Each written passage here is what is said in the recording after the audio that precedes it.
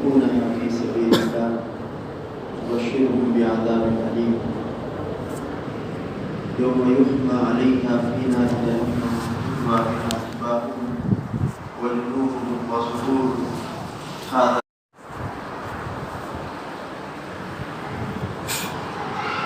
رمضان مبارک کا 8واں روزہ چل رہا ہے۔ اس مہینے کے اندر بندہ مومن جہاں روزے رکھتا ہے، تراویح ادا کرتا ہے اور دیگر عبادات ادا کرتا ہے، اس کے ساتھ ساتھ مسلمانوں کی ایک بہت بڑی تعداد اللہ تعالیٰ کا ایک فرض جسے زکوٰۃ کہتے ہیں وہ بھی اس رمضان مبارک کے مہینے کے اندر ادا کرتے ہیں۔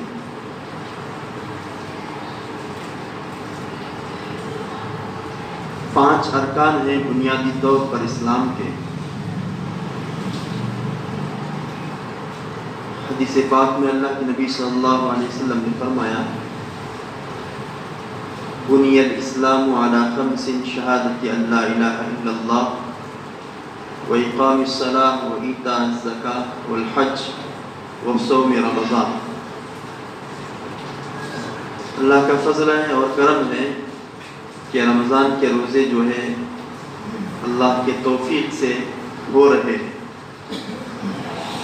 اور ایک فرض اللہ تعالیٰ نے جو میرے اور آپ کے اوپر ضروری قرار دیا ہے وہ زکوٰۃ ہے، اور مسلمانوں کی ایک بہت بڑی تعداد جن کو اللہ تعالیٰ نے مال دیا ہے وہ اس مال میں سے 2.5% زکوٰۃ ادا کرتے ہیں۔ اللہ تعالیٰ فرماتا ہے الذین یکنزون الذهب والفضة، کہ وہ لوگ جو سونے اور چاندی کو جمع کر کے رکھتے ہیں،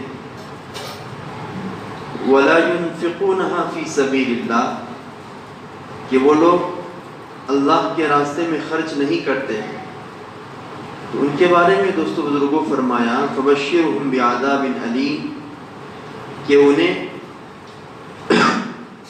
دردناک عذاب کی خوشخبری سنا دیجیے۔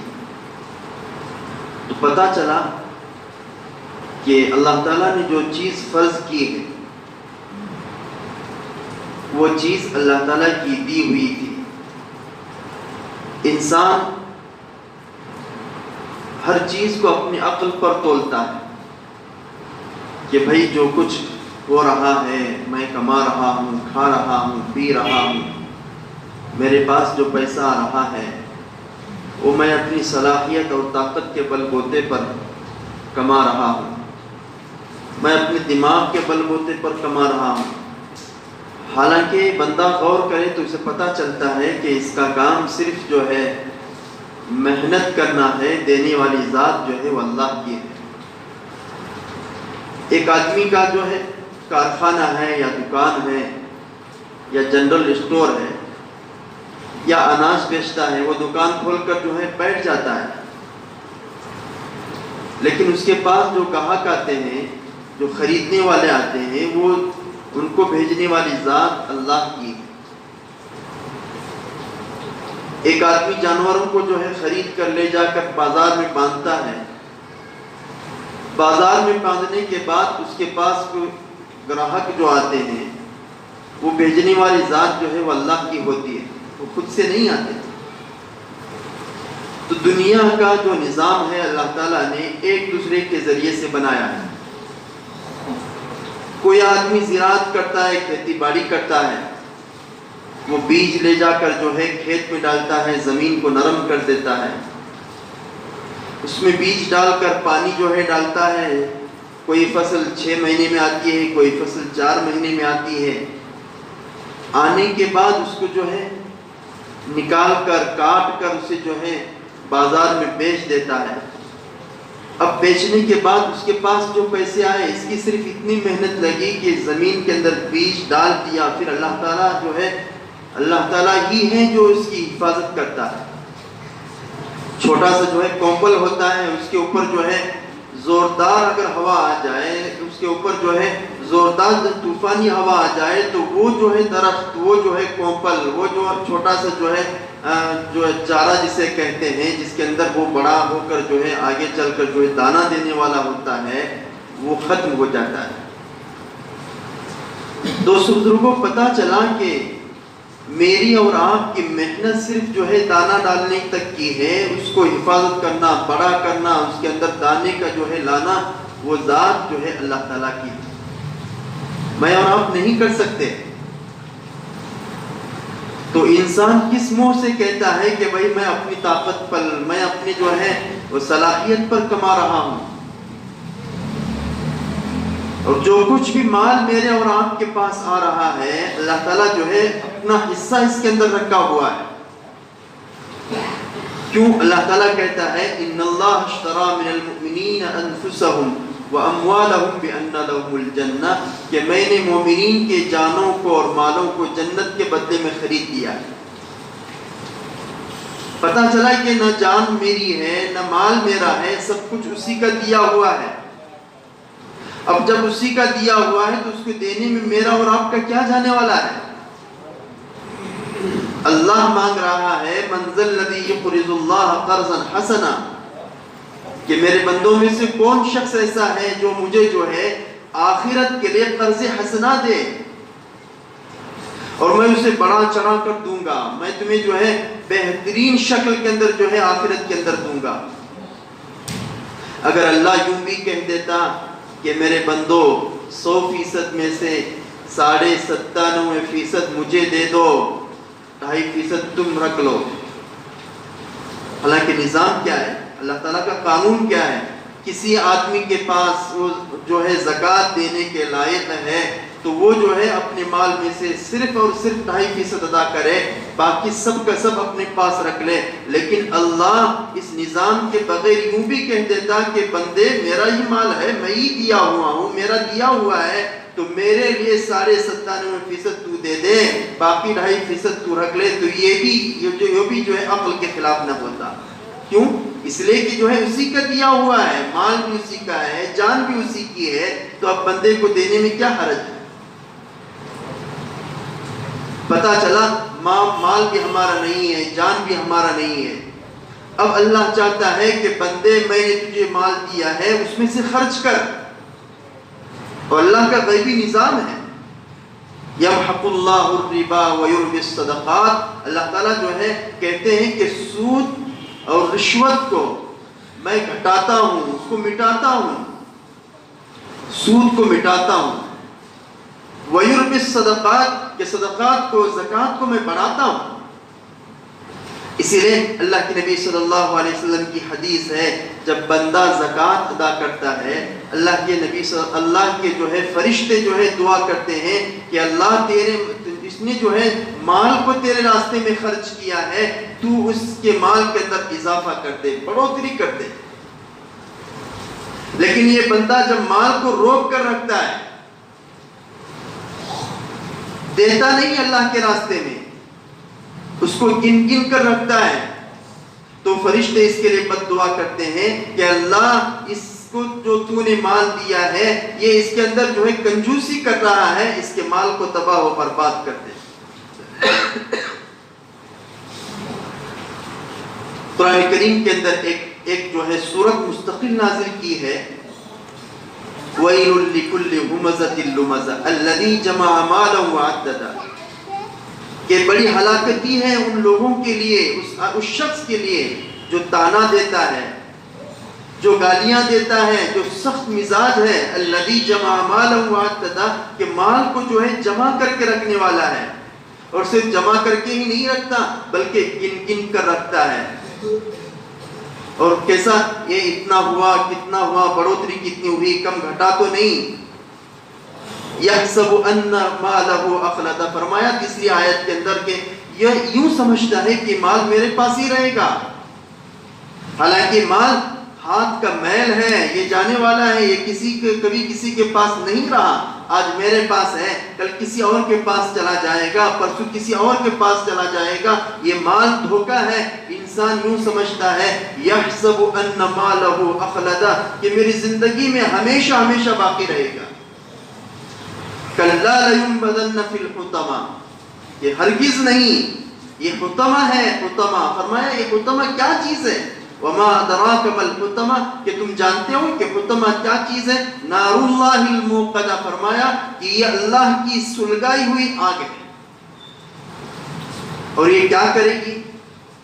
کسی انسان کی سلگائی ہوئی آگ نہیں ہے۔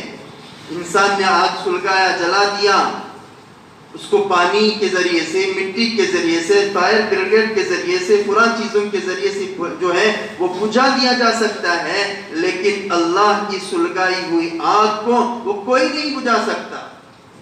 اور یہ کیا کرے گی؟ کل قیامت کے دن جو ہے اسے پتا چلے گا کہ اس کے سینے تک، اس کے جگر تک اور اس کے دل و دماغ تک تو جو ہے جھانکتی ہوئی چلی جائے گی، وہاں تک جلا کر رکھ دے گی، کہے گی کہ انا مالک و انا کنزک، کہ میں تیرا مال ہوں، میں تیرا خزانہ ہوں جس کو تو جمع کر کے رکھتا تھا، میں تیرا جو ہے مال ہوں جس کو تو گن گن کر رکھتا تھا اور خوش ہوتا تھا کہ میرے پاس جو ہے مال ہے، مال ہے، مال ہے۔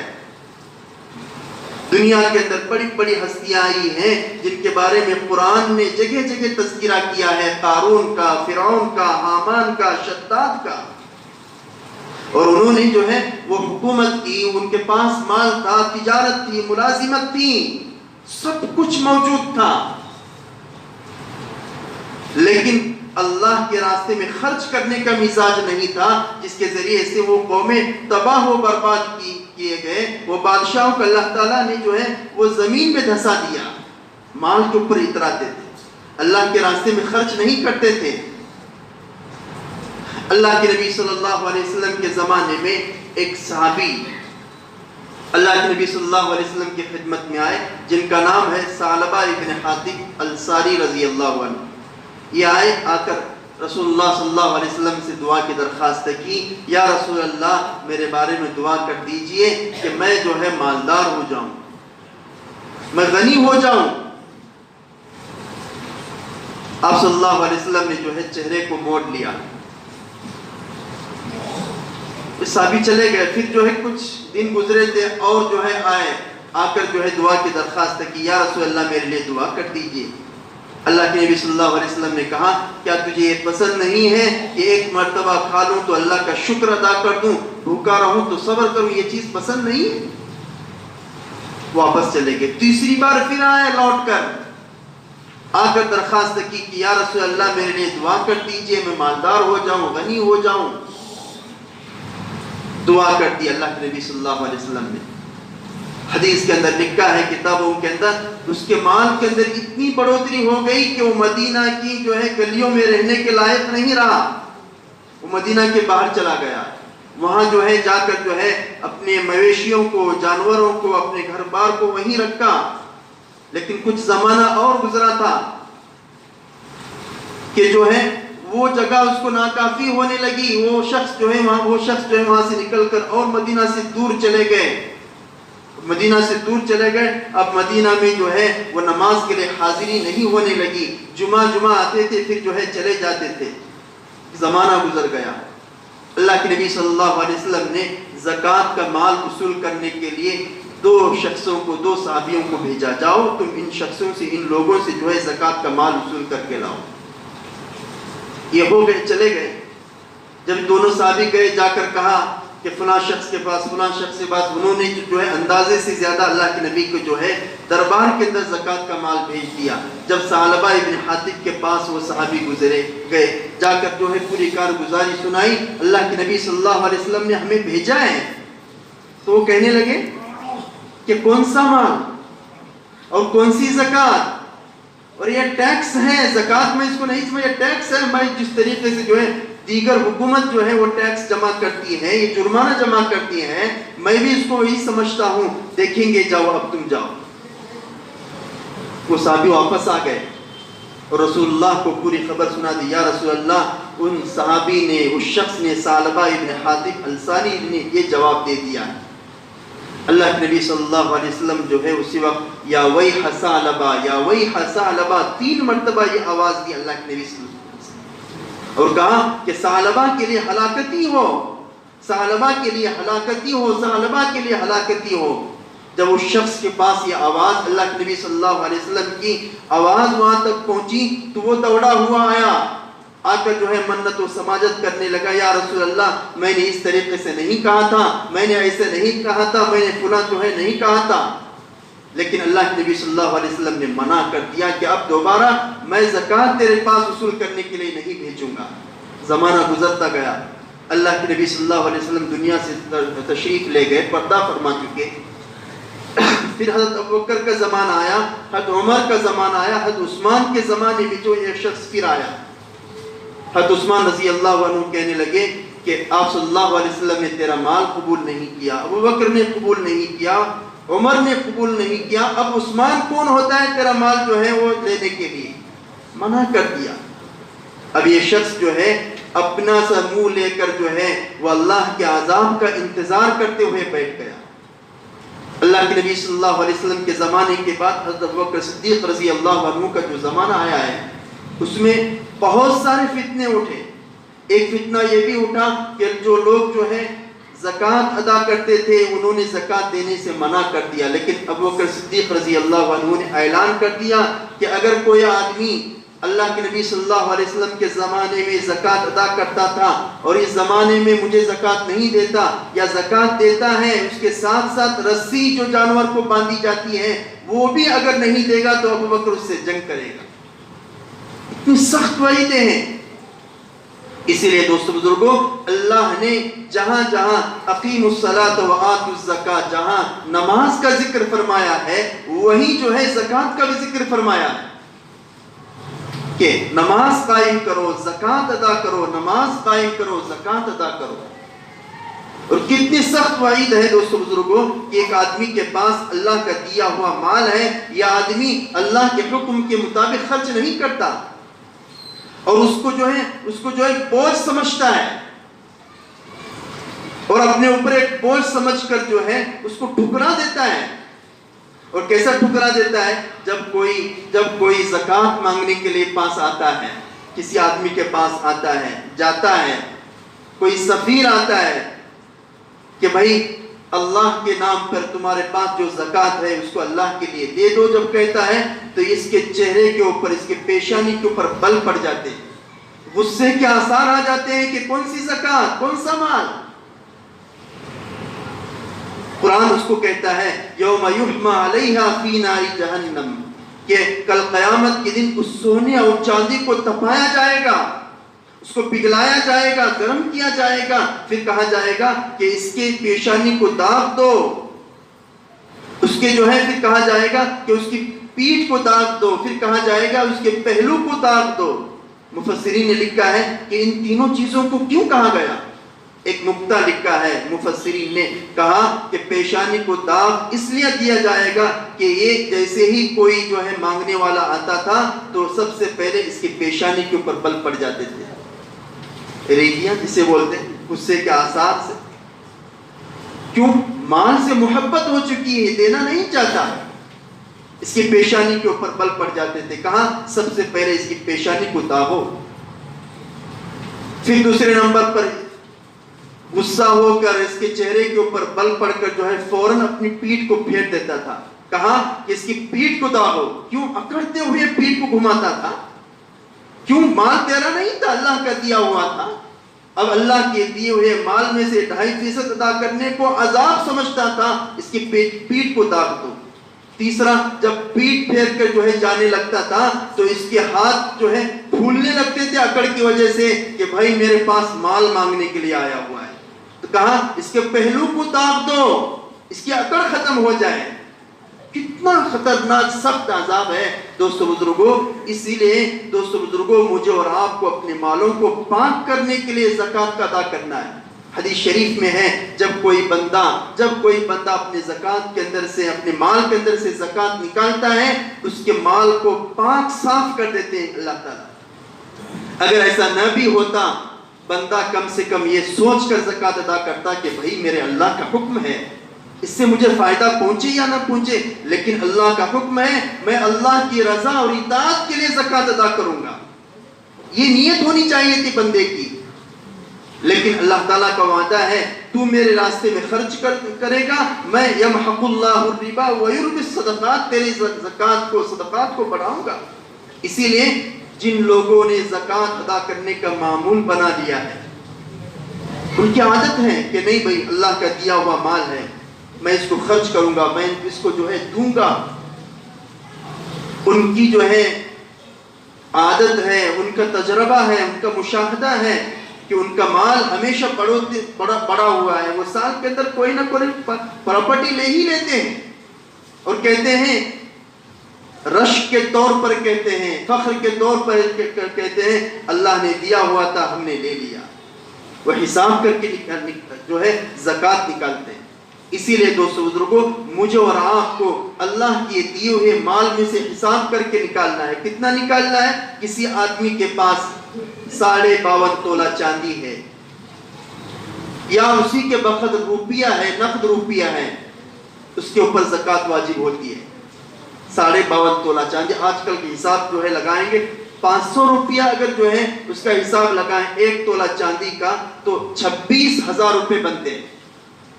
26,500 روپے. اگر کسی آدمی کے پاس اتنا مال موجود ہے یا سونا موجود ہے یا روپیہ موجود ہے یا تجارت کا مال ہے، ان تمام چیزوں پہ جو ہے زکوٰۃ بیٹھتی ہے. بعض لوگ سمجھتے ہیں کہ نہیں بھائی میرے پاس 7.5 تولہ سونا ہے تو میں زکوٰۃ نکالنے والا تھا. جس زمانے میں یہ بات چل رہی تھی، اللہ کے نبی صلی اللہ علیہ وسلم نے جو ہے پیمانہ مقرر جو کیا ہے، اسی زمانے کے اندر جو ہے سونے اور چاندی کا بھاؤ ایک ہی تھا. اور آج سونے کا بھاؤ جو ہے آسمان کو چھو رہا ہے اور چاندی کا جو بھاؤ ہے وہ زمین پر ہے ابھی. تو میں اور آپ چاندی کے حساب سے نکالنا، فقہا نے یہ مسئلہ لکھا ہے کہ چاندی کے حساب سے میں اور آپ زکوٰۃ نکالیں. کسی آدمی کے پاس 52.5 تولہ چاندی ہے یا اسی کے بقدر سونا ہے یا اسی کے بقدر جو ہے پیسے اس کے پاس موجود ہیں یا اسی کے مطابق جو ہے وہ تجارت کا مال ہے، ان تمام چیزوں پر زکوٰۃ کا ادا کرنا اس کے لیے ضروری ہے. 2.5%. اور جو ہے تجارت کے مال کو اس کو سے شمار ہوتے ہیں. کسی آدمی کے پاس پلاٹ ہے، رہنے کی جو ہے وہ زمین ہے، اس کے اوپر زکوٰۃ نہیں. کہ کوئی آدمی جو ہے گھر بنایا ہوا رہنے کے لیے ہے، ضروری جو ہے گاڑیاں ہیں کہ استعمال کے لیے ہیں، اپنے لیے اپنے بچوں کے لیے خریدا ہے، اس کے لیے زکوٰۃ نہیں ہے.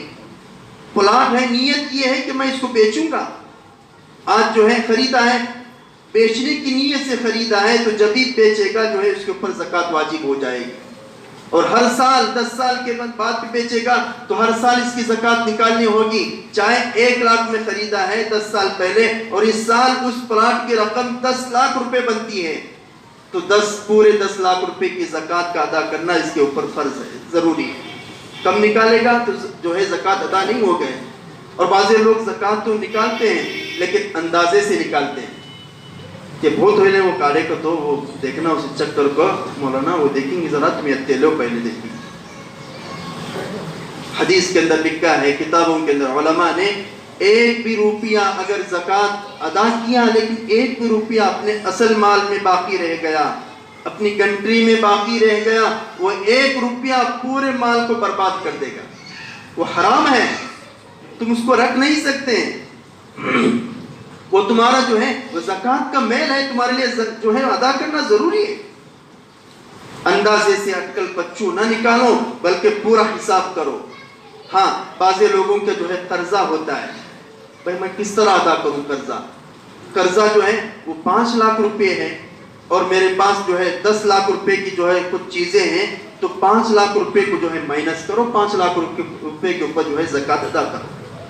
یہ چیزیں اور بھی بہت ساری چیزیں دوستو بزرگوں زکوٰۃ کے بارے میں ہیں کہ میں اور آپ پوچھیں. اور بعض لوگ یہ بھی کہتے ہیں کہ میرے گھر کے اندر جو ہے مستورات کے اوپر جو ہے زیورات ہیں، ان زیورات کے اوپر زکوٰۃ نہیں بنتی. کیوں کہتے ہیں؟ نہیں، مستورات جو پہنتے ہیں زکوٰۃ کے جو زیورات اس کے اوپر بھی زکوٰۃ واجب ہوتی ہے. اور آج کل کون ہے ایسا جس کے پاس 26,000 روپے کی مالیت کے برابر زیور وغیرہ نہ ہو؟ ہر گھر میں ہر عورت کے پاس اتنا مال موجود ہے کہ وہ زکوٰۃ دے سکتی ہے، اور زکوٰۃ دینا اس کے اوپر واجب ہے. اور بعض لوگ زکوٰۃ کا مال جو ہے بچا کر رکھتے ہیں، جس کی وجہ سے پریشانی ہوتی ہے. وہ یوں سمجھتے ہیں کہ بھائی میں اتنا نکالوں گا تو میرے مال میں سے جو ہے وہ کم ہو جائے گا. وہ گنتی کے جو ہے شمار کرنے لگتے ہیں. گنتی کی دنیا ہے، شمار کرنے کی دنیا ہے.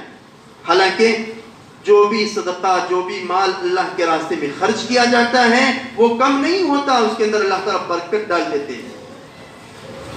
برکت یہ نہیں کہ کسی آدمی کے پاس دوستوں مال زیادہ آ گیا اور زیادہ کام کیا، یہ برکت نہیں ہے. برکت وہ ہے کہ کم مال میں زیادہ کام نکل گئے، زیادہ کام نکل گئے. مال کم تھا، پیسے کم تھے، کپڑے بھی ہو گئے، فلاں کام بھی ہو گیا، دیگر ضروریات بھی پورے ہو گئے، وہ جو ہے زمین کا کام بھی پورا ہو گیا. کم پیسوں میں کام جو ہے بہت ہو گئے.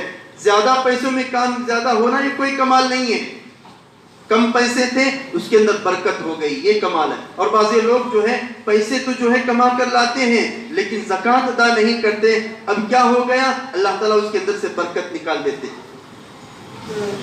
کما کر لا رہا تھا ہزاروں روپے، لیکن گھر تک پہنچنے دے خبر لگی کہ بچہ بیمار ہے. بچے کو جو ہے ہسپتال لے کر گیا. جانے کے بعد ایک ہی ڈاکٹر نے ٹیسٹ کرایا جس کے اندر لاکھوں روپے لگ گئے. ختم پیسے، پورے سال کا کمایا ہوا ختم. آ رہا تھا، کوئی حادثہ ہو گیا، وہاں جو ہے چلے گئے پیسے. گھر کے اندر جو ہے کوئی حادثہ ہو گیا، وہ پیسے وہاں چلے گئے. یہ بے برکتی ہوتی ہے. اس کو دوستو بزرگوں میں اور آپ بوجھ نہ سمجھے، یہ اللہ کا حکم اور فریضہ ہے جس کا میرے اور آپ کے لیے ادا کرنا اس کو جو ہے ضروری ہے. اور جب تک بندہ ادا نہیں کرتا اس وقت تک یہ مال یہ جو ہے اس کے اوپر باقی رہتا ہے، بوجھ باقی رہتا ہے. اور قبر کے اندر جو ہے ایک جو ہے سانپ اس کے پاس آتا ہے، جہاں اسے فرشتے سوال کرتے ہیں اس چیز کا کہ تو نے دنیا کے اندر رہتے ہوئے جو ہے نماز ادا کی ہے. سب سے پہلے نماز کا حساب کیا جائے گا، پھر من ربک من دینک من نبیک یہ سوالات کیے جائیں گے. پھر سانپ مسلط کیا جائے گا. وہ سانپ آ کر اسے ڈسے گا. وَأَنَا مَالُكَ وَأَنَا كَنْزُكَ، میں تیرا مال ہوں، میں تیرا خزانہ ہوں. شجاعن اقرا کہا گیا ہے کہ ایسا سانپ جس کے سر کے اوپر بال بھی نہیں ہوں گے، زہریلا سانپ ہوگا، پرانا سانپ ہوگا. اور وہ مال جو ہے سانپ کی شکل میں آ کر اس آدمی کو ڈسے گا. اس لیے دوست بزرگوں بڑے خطرناک جو ہے عذابات اللہ تعالیٰ نے جو ہے مقرر کر دیے ہیں ایسے لوگوں کے لیے جو اللہ کا حکم زکوٰۃ جیسا اہم فریضے کو ادا نہیں کرتے. اس لیے میں اور آپ اپنے مال کو جو ہے حساب لگا کر گزشتہ 8ویں روزے کو میں نے اتنی زکوٰۃ نکالی ہے، اس سال میں اتنی زکوٰۃ نکالوں گا، کتنا مال ہے پورا حساب کرو.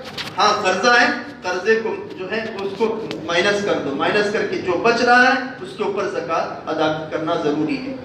اور ادا نہیں کریں گے تو وہ میل میرے پاس باقی رہے گا، پھر اللہ کا عذاب میں اور آپ مول لیں گے. اس لیے دوستو بزرگوں اللہ تعالیٰ مجھے اور آپ کو ان باتوں پہ عمل کی توفیق عطا فرمائے. جو سنتیں نہیں پڑھ لے سنت